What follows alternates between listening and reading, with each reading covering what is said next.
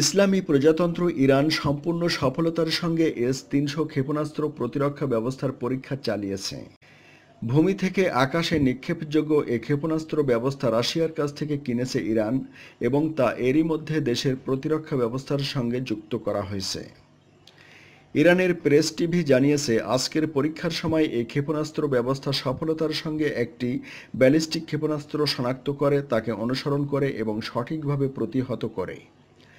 এ সময় সেখানে উপস্থিত ছিলেন ইরানের শীর্ষ পর্যায়ের কয়েকজন সামরিক ও বেসামরিক কর্মকর্তা। তবে কোথায় এ ক্ষেপণাস্ত্র পরীক্ষা করা হয়েছে তা প্রকাশ করা হয়নি। S-300 ক্ষেপণাস্ত্র প্রতিরক্ষা ব্যবস্থার কার্যকারিতা যাচাইয়ের জন্য এ পরীক্ষা চালানো হয়।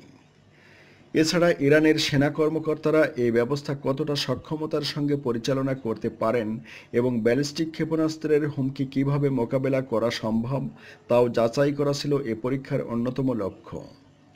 2007 সালের চুক্তি অনুসারে রাশিয়া কিছুটা দেরি করে ইরানের কাছে S-300 ক্ষেপণাস্ত্র ব্যবস্থা হস্তান্তর করেছে। রাশিয়া জানায় 2016 সালের অক্টোবর মাসে মস্কো S-300 হস্তান্তর প্রক্রিয়া শেষ করেছে।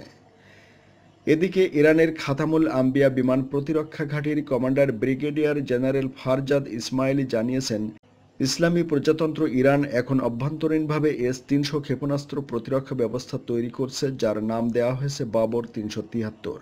শিগগিরই এই ব্যবস্থার ওপর পরীক্ষা চালানো হবে।